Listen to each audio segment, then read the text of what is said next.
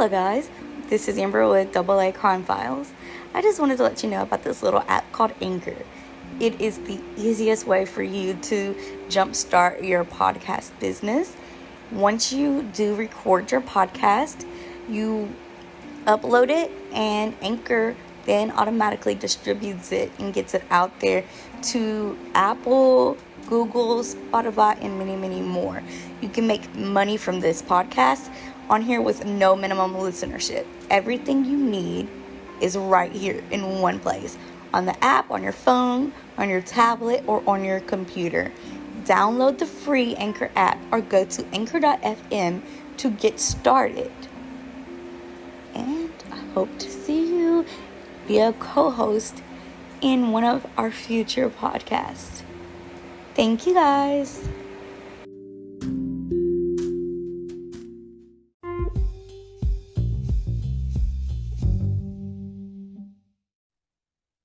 Hello. Hey guys, welcome to another episode of Double A. Hope you guys are having a good week so far. So tonight I will do this disclosure, and I haven't done it in any of the podcasts, but this is kind of brutal.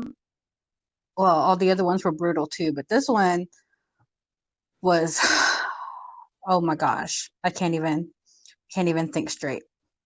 So this guy is the most stereotypical murderer. So if you guys didn't listen to Sunday's podcast, I would go ahead and head over there and listen to that. Amber had did a list of basically the basic mind of a serial killer. I guess you could say, right? Signs, typical signs that you're dealing with a serial killer. Okay, so this guy that I'm fixing to talk about has all those signs, essentially. Mm-hmm. So we are talking about Andrei Chikatilo. Sorry if I'm butchering the last name. He was born on October 16th, 1936, in the village in the heart of rural Ukraine. So okay. This was he was born in 1936. If you guys don't know y'all's history, roughly about 3 years later, World War II happened. So this was going on when he was a child. So at that time, the Soviet Union was going through the famine, and a lot of them, were getting bombed. And so it was just not one of the safest places you should be at. And he's a child. So in addition to all that's going around him when he was a child, they believed that he had suffered from hydrocephalus. Is that how you say it? Hydroencephalus? Yeah. Are you talking about like a swelling in the brain, like a big head? In the brain. Yeah. Yeah. So hydroencephalus. So they believed that he suffered from that at birth, which caused them a genital urinary tract problem. So he wetted his bed until very late, until close to maybe teenage years.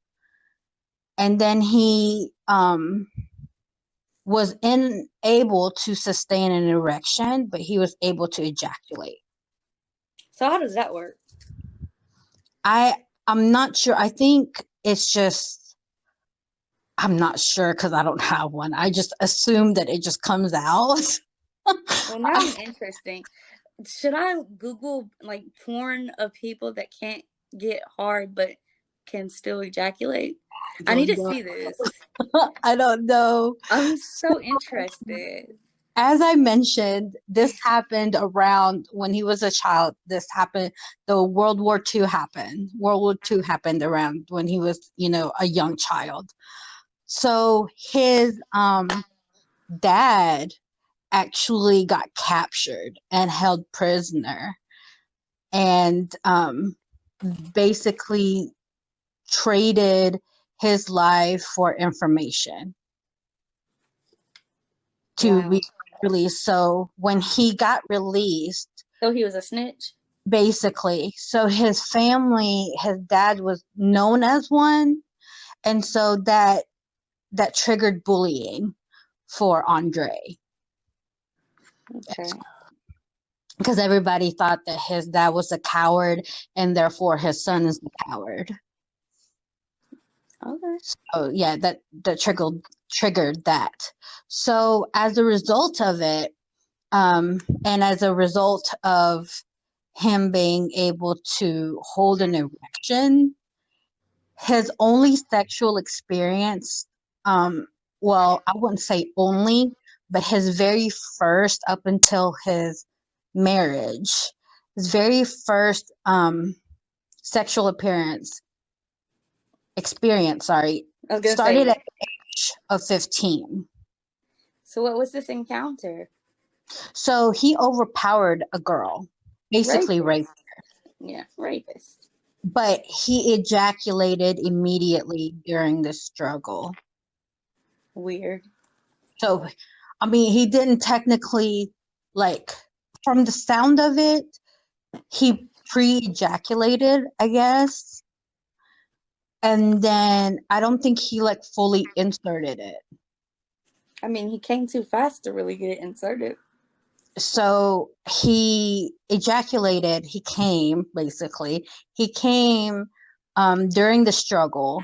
And then after that fact, I guess, it went around the village and he was ridiculed even more because now he can't even hold an erection. And he came. Yeah. This was basically um his, how do you say it? His start of his violence and sex. Okay. Okay, so it's basically like the root of it. So he failed. As he got older, he wasn't doing very good in school. He actually failed his entrance exam to Moscow State College or Moscow State University. And Is it Moscow or Moscow? I guess it's Moscow. Okay. Yeah, Moscow. So he failed that and he decided to move to a town near Rostov. And you guys, I tried to say this name, and being a Russian name, I cannot pronounce it. But it's a town near Rostov, in the 1960s, where he ended up becoming a telephone engineer. And so his younger sister actually moved in with him, and his sister was so concerned about his lack of female companionship, I should say, and his lack of problems with the opposite sex and his sexual experiences. So she actually introduced them to a local girl named Fayina.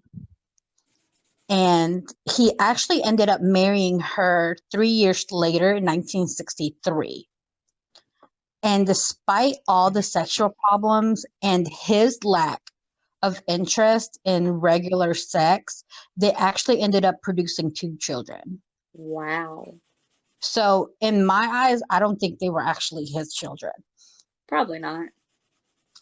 So, in society, in that town, they actually said that it seemed like they were a normal family, a mother, a dad, 2 kids. He didn't have any crimes at that point.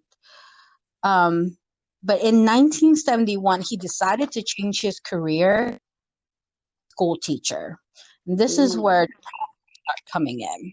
Yeah. So there were many complaints about him assaulting the students, Like which ended sexually? up, yeah, which Okay. ended up having to force him from school to school, like moving him from school to school. And so he finally settled in a mining school. It's still near Rostov, but he ended up just staying at this small little mining school.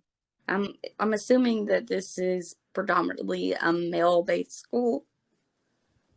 No, they were mixed. Oh, okay. It was just the families were in a mining town. Gotcha. So Okay. yeah, so it's a mixed school. So his first actual victim was a lady. She was quite young, and there were eyewitnesses that actually seen Andrei with her shortly before her disappearance. But his wife actually provided an ironclad alibi. Oh, what was So that? with that, I guess she just claimed that he was with her. There was no really like clear indication what the alibi was, but they just claimed that it was ironclad. So So, they didn't give it any more attention to him. so either she knew what he was about, or she was just on his side because she loved him. I'm not, I mean, from what I read, honestly, I think it's just she felt bad for him either, and she was also kind of scared of him. Got it. Okay. So another person actually ended up getting arrested, and it was a 25-year-old with a previous rape conviction. Mm. So they think that he confessed because of the extensive and brutal interrogation. Because you're talking about Ukraine here. Yeah. So Ukraine, Russia, all those countries are known to have brutal interrogation. You want to confess just to make it stop, essentially. Yeah. So that's what happened. And he actually got executed in 1984. Wow. Guy did. The Yeah, innocent guy. the innocent guy got executed in 1984. That's really fucked up. I mean, he Yeah, wasn't a great person, but he got executed for a crime he really didn't commit. exactly. Now that's fucked up. So they think because Andrei had a very close encounter with the law, there was no actual documented victims for 3 years. So we don't know if he actually did anything or didn't. Mm. He just stayed quiet. And but he still had many claims against him about child abuse. And these are for his students, correct? Or his actual children? I think it's based on his students, Oh, because I say that it doesn't completely say if he did had child abuse on his own children, but I think it's against the students only because he ended up not finding another school teaching job. gotcha. Because before he was able to move from school to school. Now he's not able to. Okay. So he was stuck at that mining school. So then he stopped after so many claims, and he couldn't find another school. He stopped in 1981. He took a job as a clerk for raw materials in a factory. And that position actually gave him the will to travel. So he was traveling to different places, which gave him the position. That position gave him unlimited access to victims. And what are the raw materials that he was producing? It just says raw materials in a factory. Interesting. And this allowed him to have access to.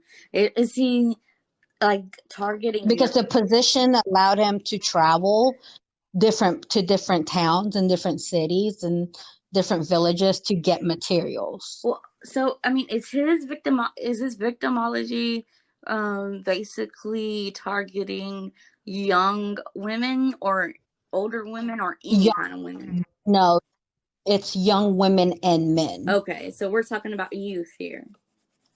Yeah, we're talking about late teens, early 20s. It seems that's what his range is. And it didn't matter the gender.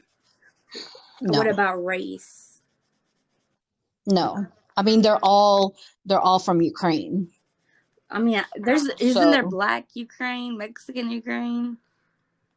There's some, but majority of them are of the, white color. Okay.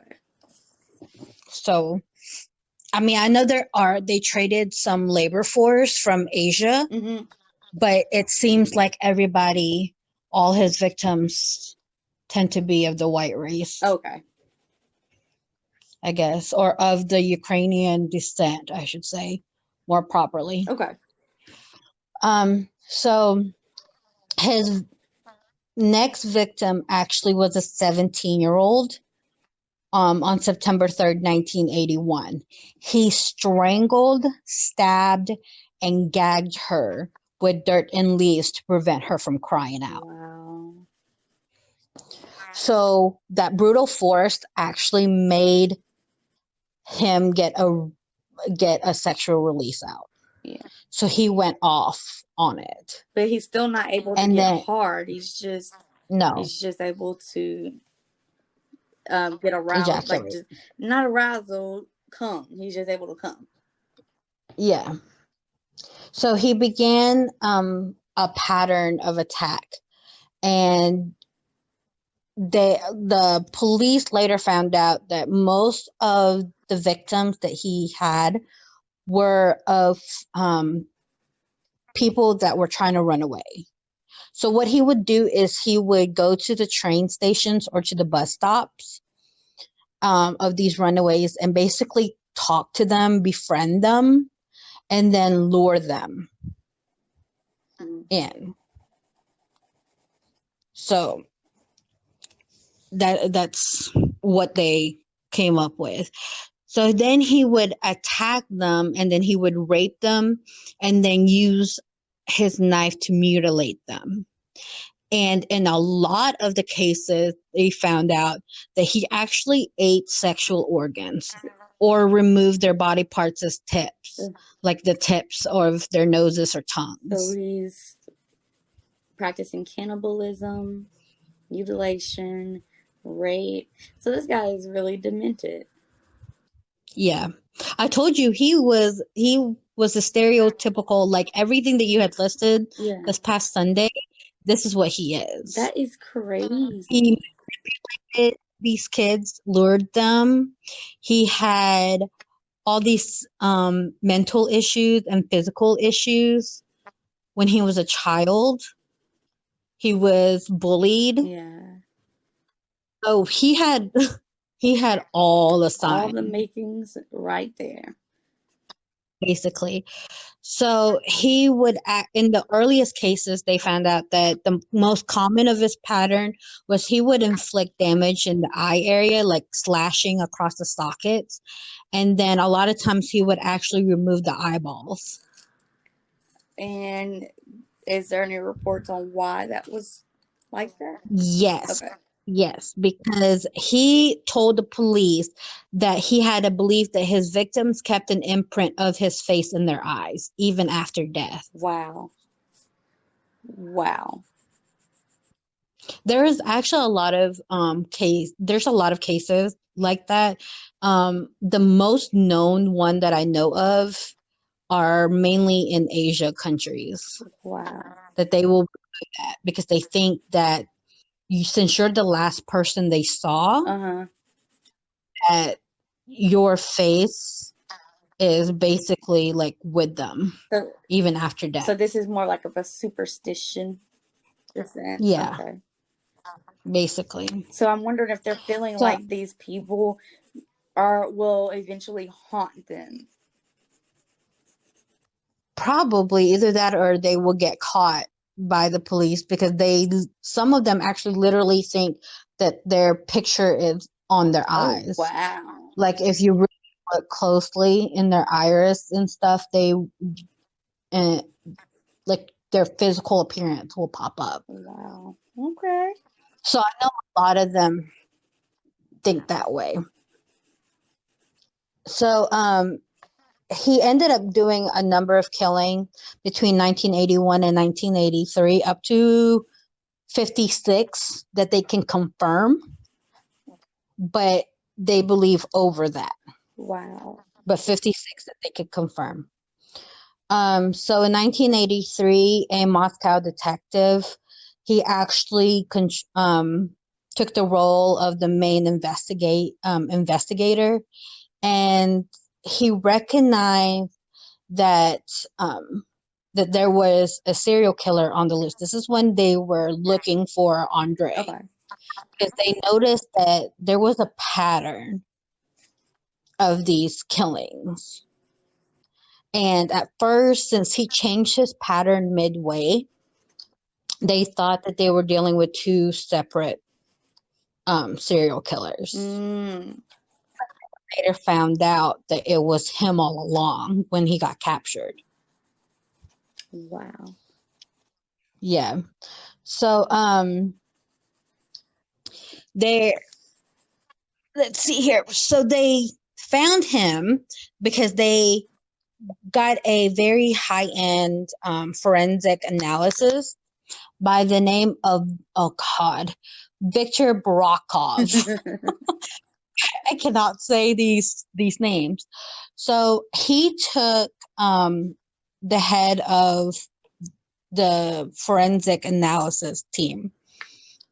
And so he was doing all the forensics on all these victims, find out, he was the one who found out the patterns.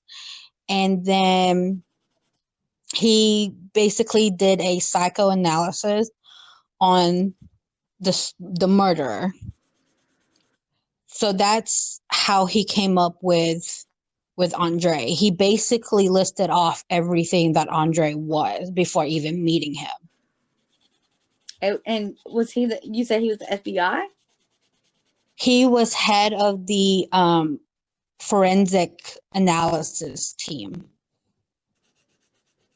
So there was a detective. No, there was a detective, Mikhail. He took over the lead investigation over everything, and then he hired Victor to become head of the forensics team, because they didn't know what they were. I mean, they knew that they were dealing with a serial killer. They just didn't know at what extent. So they needed to get him immediately because they found a pattern that he was going towards young men and women. So, yeah, he was then arrested actually in 1984. He was in early 1984. He was arrested because he was acting suspicious at a bus station. How was he acting suspicious? It just says he was acting suspicious. I've got to see, like, what do they qualify as suspicious? I'm guessing he was just looking around for younger kids, because if you're at a bus station, you're either messing around with something in your hand, or you're looking at like the schedule times, or you're looking for the bus. So I'm guessing he wasn't doing any of those and was actually looking for victims, I guess, or talking to random people. That's what I assume. So then this killed me.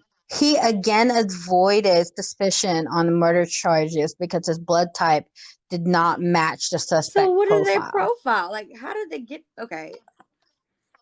They thought that the person was of a type AB blood. So this is what happened, and this is what's weird. So you know how most blood types, they're taken by the arm or the wrist area, basically, and taken that into forensic, and you can figure out the blood type, right? So his body was different. His blood type from his genital area, I guess from when he like came, actually produced different than what his actual blood type is. How?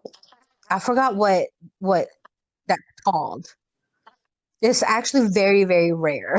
So we're dealing with the alien? I've seen it on multiple occasions.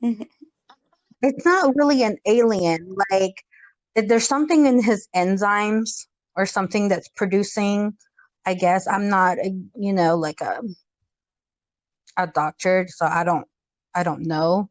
I'm not in the forensic team. But I've seen this on some cases, and it's very rare. Like something in their body produces like the enzymes that make your blood type different from when it actually comes out. Making for a serial if you get what I'm saying. Makes it harder for you to get caught. Yes. So he was imprisoned for 3 months for like minor offenses. And during those 3 months, he was interrogated. So this was the funny part. So he was being interrogated for those minor offenses, right? But like I said, the the interrogation is so brutal, even for minor offenses. He ended up confessing to these murders, and how they knew it ended up being true and and confirmed it was some of them were still buried or left, and he would pinpoint where the bodies were, or if he didn't eat the organs but still like took them out, he would like point them where it was at. Interesting. So during this whole research of him, there was actually nothing else about his wife except for that first time that she did that alibi. And that was a false alibi? Yeah, that was a false alibi. And he ended up confessing to that one too. So he actually was found guilty in 1992. I don't know what took them so long because he got arrested in 1984. This is like a long time. Honestly, a long criminal span. Exactly. Very close to 10 years. So he was found guilty in 1992 and then executed in 1994. That's about, what, 24 years ago? Yeah. So like all these victims, they didn't name out every single victim. I guess I'm looking at, the in the Ukraine sites, and it's actually very hard to like translate. I bet. I would have to actually go back from between the translation and then into other sites and try to correlate those two. And I mean, I'm not going to say something that's completely different on one site. It's not said on the Ukraine site, because you may never know. So if they have a common similarity, that's what I'm basically saying now. So his actual blood type was type A, but his bodily fluids type was the AB. So that's why when they took the blood type from these victims, they took they didn't think to do different blood types. They thought that, okay, if this one's an AB, then your entire body's an AB. But he was actually a type A, but his bodily fluids that got ejected out of his body was AB. So there it is. Okay, so he is, it's called non-secretors. Non-secretors. Okay. Yeah. Their blood type cannot be inferred by anything other than blood sample. So, yeah. So, he actually ended up like between 1984 and 1992, like in the middle of his trial, he actually ended up murdering 2 other women. Wow. That's what I was Because just they thinking. didn't Like, even why hold wouldn't them. they have them in They custody? Yeah, I'm not sure. So there was actually a psychiatrist that came in to do a profile on him. His name is Alexander. Oh my gosh, Bukovsky. Anyways, he did a profile of Andrei, and he described Andrei As a as a what? necrosadist. Oh, okay. Necrosadist. So someone who achieves sexual release from struggling or death, suffering or death of others, which proves to be true because I mean he came multiple times when people would struggle against him. So um he described Andrei as a necrostatus, and then at this time he didn't know Andrei's age, and Andrei actually was like quite old in the face, like time took a toll on him. And so the psychiatrist was almost playing like mind games with him and was trying to show Andrei that he knows everything about Andrei without Okay, Andrei so talking, basically. So he said Andrei was between the age of 45 and 50, which he wasn't. Andrei was actually around close to, I want to say closer to 60 at that point. And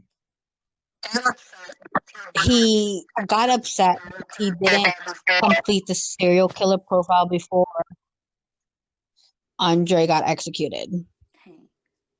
yeah. So yeah, Alexander was just like, why, I couldn't do any more on him. But that's what I don't get, because I mean, you're looking at 1984 to Which is, of course, a 1992. long time.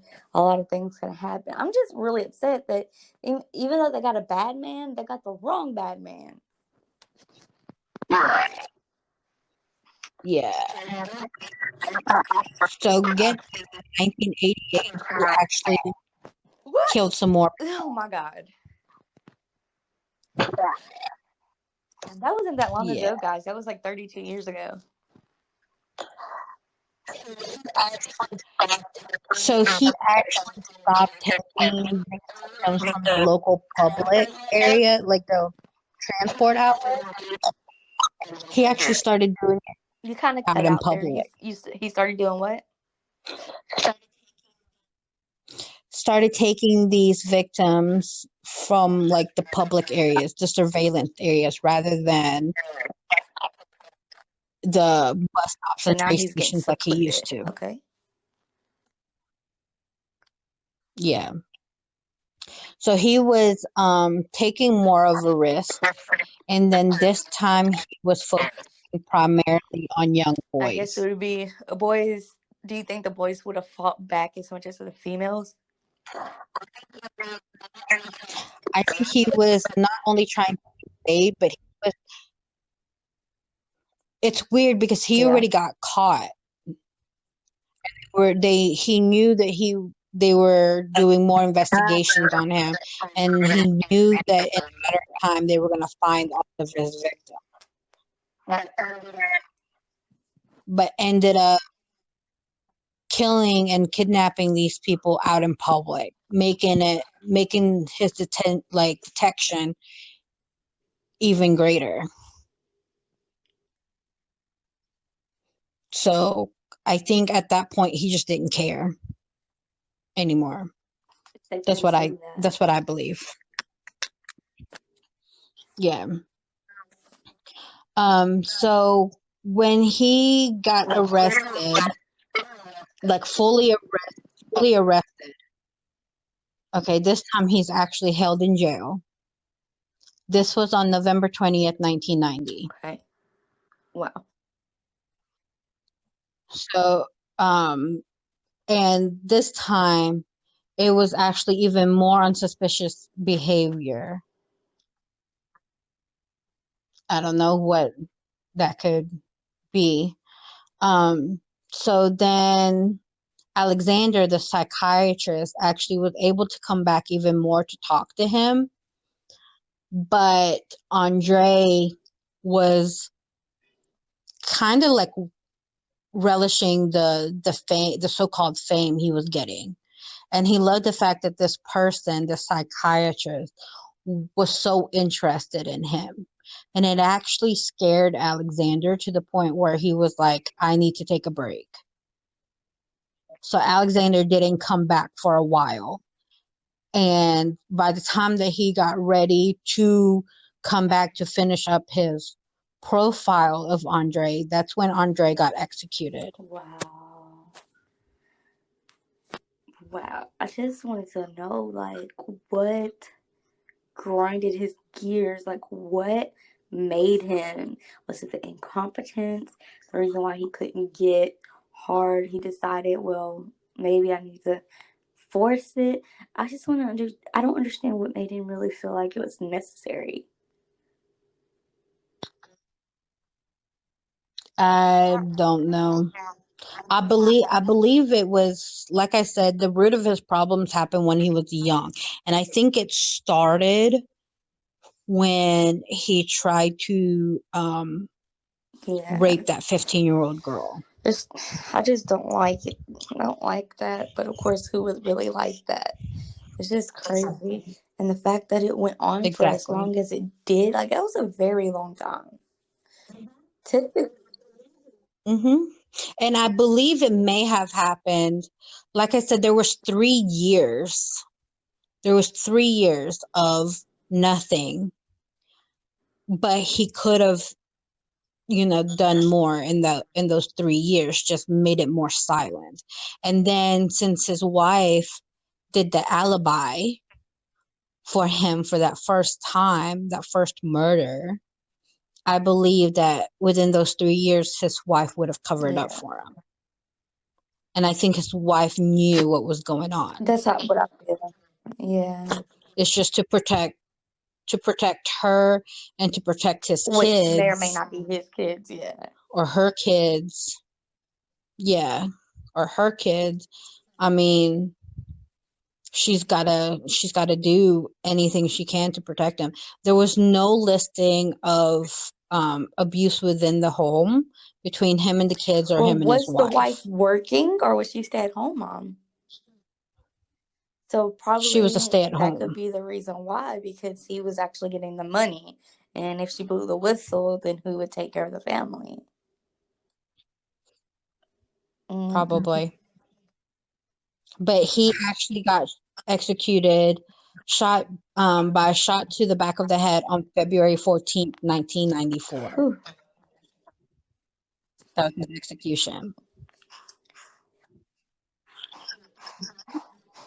So Andre actually became, or not Andre, Alexander actually became um, a celebrated expert, quote unquote, a celebrated expert on sexual disorders and serial killers. Wow. When you did your research, were you actually able to get photographs of him? Of Andre, yes, I do have pictures of Andre. Do you have pictures of his wife as well? Yeah. And Awesome. no, no, but you can tell like like he just looks deranged. Like he's one of those people that honestly, if you look out in public and you see them acting weirdly, like you're just, oh my God. How can I say this? I don't know if you had this.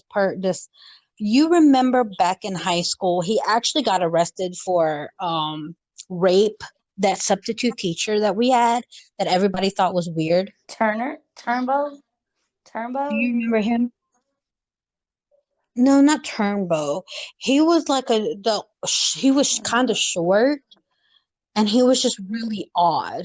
I'll message you what he looked like. But anyways, he was like him. So there was, this we had him in middle school and in high school. He was a very well-known I have no substitute clue. teacher. And he like all the students knew he was just weird. Like we all knew he was weird. And then it turned out that he actually was and got arrested for rape. Wow.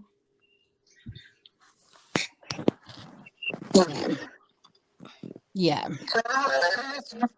So it was just kind of crazy. But that's what happened to Andre. And again, like I said, he's the very stereotypical killer with all All the those. signs, yeah.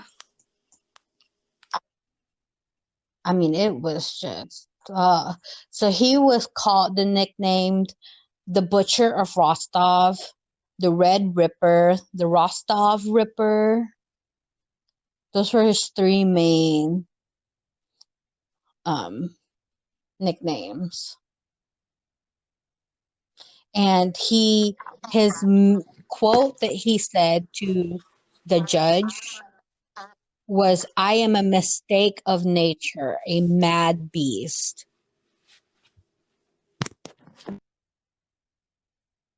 That was his quote. So, I mean, he knew, and even the courts did a ruling that he was of sound mind during this whole time, even during the killings, which I could see. But it was just one of those that I was reading and I was like, what? Like I didn't know what was going on. Like I was, like I said, I was going between a Ukrainian site or a Russian, Russian language site, translate it, and then going to all these English sites to match up And we can never the know if facts on translations it. are 100% correct. Yeah. Yeah. But I was just reading him. I mean, I don't think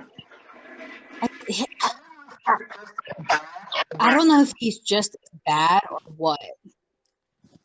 He's very interesting. I think I want to really go deeper into his criminology and see. And you said that they did a report on his psych, right?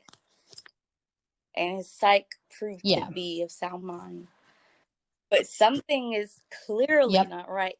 And like I say this every time that Arianne does her podcast, I truly believe it is a genetic makeup for to do this. It is definitely something wrong in the DNA, whether it be a chromosome deficiency, something.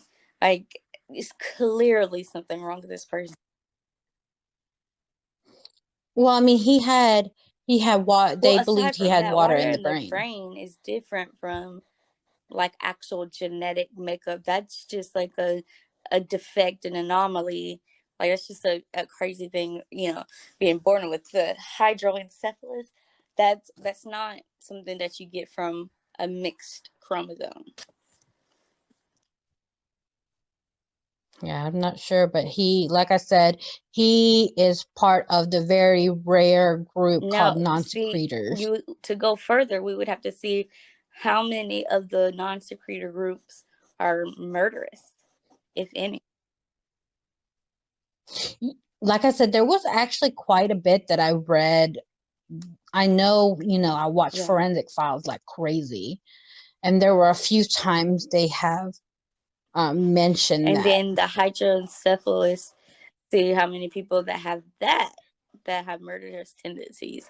So we just have to see, like, if everything that he's played with is just to set him up for failure, then can we really be upset with this guy? Because would it Yeah. really be a choice, or is it just in his nature? If it's his nature, how do you stop that? One can stop a choice by saying no, but if you're just born to be a killer, it's in you, that's all you know. Are you really a bad person, or are you just doing what you're born to do? I mean, if you're still, I think to me, you still have a choice. Even if it's in your DNA, you can still either choose to get help for yourself because you don't want to be that way, or you can succumb to it and be that But what person. if But you were either way, never you made that taught that choice. that is wrong? What if nobody's ever spoken of it, and maybe you were hiding it, like deep down you were suppressing that urge, but you didn't know, and one day you gave into it, but you never knew how bad it was? Like, what if that's just who you are, but you don't know any better? Can you be at fault if you never sought help because you didn't know you needed to? Man, I guess depending on, because there wasn't really anything else on his childhood except being bullied because his father Yeah. was a snitch. So, other than that, I mean, I assume becoming a school teacher that you would Yeah, know right but we from do all wrong. have our personal demons that we try to fight. And I'm in no way, shape, or form trying to be on his side and saying that he's not wrong. I'm playing devil's advocate and giving the listeners out there and my Arian dear here just a different way to look at it, just a different version. I'm not saying what I'm saying is right or wrong. I'm just saying, can we really hold someone at fault for something where they have all this built up against them? They've been bullied, they haven't had adequate love, haven't had adequate respect. This guy hasn't even had adequate sexual relations with women. Like, can we hold somebody to what we believe is right and wrong if we don't know for sure what they've been taught? I know most of the killers that we've researched or even just looked at on TV never really had love, never really had care. A lot of them have been abused physically, mentally, have been neglected. So can we really hold them at fault for what they were given? They were given the shitty end of the stick. So I would think so because there was multiple people too that have been given that same hand in life and they chose not to go the route that and these killers have. to yeah. They chose for themselves to find some sort of happiness, and to get to that point they sacrifice like a lot of their time and a lot of their To energy to get vouch to with that what point. Arian's saying, I personally can say I have probably been dealt one of the shittiest sticks ever, and I've never once in my life thought about becoming a murderer.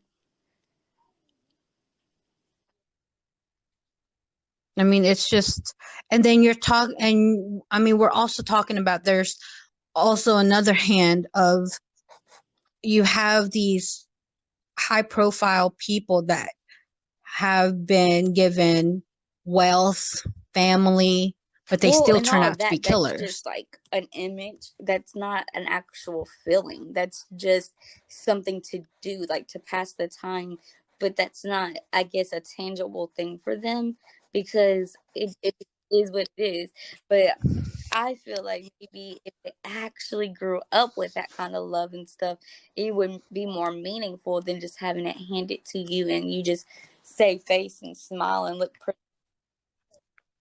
Well, I mean, what if it was actual love for these other killers? What if their family, I mean, because there's a lot of them, their family actually was distraught because they didn't know, you know, like this was going on. They didn't know that their child was facing these other demons, even though they were given It could so be much love and like support. that suppression. They could be embarrassed to talk about what's hurting them and what's getting to them. So they suppress it all until it erupts into a murderous spree. So it could be anything like that. So I mean, it still goes hand in hand with those. We can't say that just because these people, didn't have this love and support and was bullied and things like that, that we Yeah, like just can, yeah, we can't just say, okay, yeah, we understand why you now, killed. is it justifiable for us as American citizens or just citizens of the world to like fight fire with fire and say, you've killed somebody, so now we're going to kill you? Is it right for us to meet a heinous act with a heinous act? To me, I don't think so, because I'm not Right. judge, jury, or executioner. I'm not given that right. If I was given that right, most likely that I would become a judge just for that. But I'm not. I'm not one. And that's what kills me about a lot of these people. It's like, I know you want to get justice right then and there. And I know we have all of the facts and we have all of the evidence that pinpoints to this person. And I know you want them to feel exactly how the victims felt, but you are neither Right. judge, jury, or executioner. It is not your decision. Now, I can point out my own opinion, and I can get upset if it's not the result that I want. Like, there's multiple people that have Yeah. gotten off very light, like the Marine that Yeah. killed the Filipino. I mean, they've come off very light on their sentences Right. compared to what they have done. But to me, I believe that Yeah, I agree. karma's a bitch, and it will come back to you. It may not come back to you in a fast manner Yeah. like I would hope it would be, but eventually it will. And then sadly, I know that there will be people that don't think that way and will kill themselves, For like their kill those revenge. people Yeah, I themselves. definitely agree. I definitely agree. In this point, my opinion here, I definitely think that we shall not be able to feel like we have the right to judge these murderers, rapists, and all this. And I say that coming from a woman that has been raped and molested numerous times. I cannot tell you how many times that I myself said in my head that my perpetrator does not deserve to die. Now, I'll never speak to them again. I'll never do anything to get to them, but I cannot make that call that their life needs to be taken away. I don't, I think that there should be severe reprimands, and I'm totally not against torture, but we cannot take a life because we don't agree with what they're doing. And I think if more people took the time to understand the who, what, when, where, why, how, then they'll understand that death is not always the answer. Even if that person caused death, we are not able to play God and take a person's life, but we are able to make them very miserable. Or, Yeah. And we're able ourselves yeah, to change laws, to prevent yeah, future happenings. And we're able to educate children, women, you know, because children and women are of yeah, the highest victims. So it's like if we educate them on how to um, be more aware and then have all these laws, in place. I mean, of course, there's going to be laws that are going to be broken. It's not ever going to be so ironclad that it's going to be set in stone. It's nobody's going to break it, kind of thing. But you know, we can do something about it besides going out and seeking Definitely. revenge.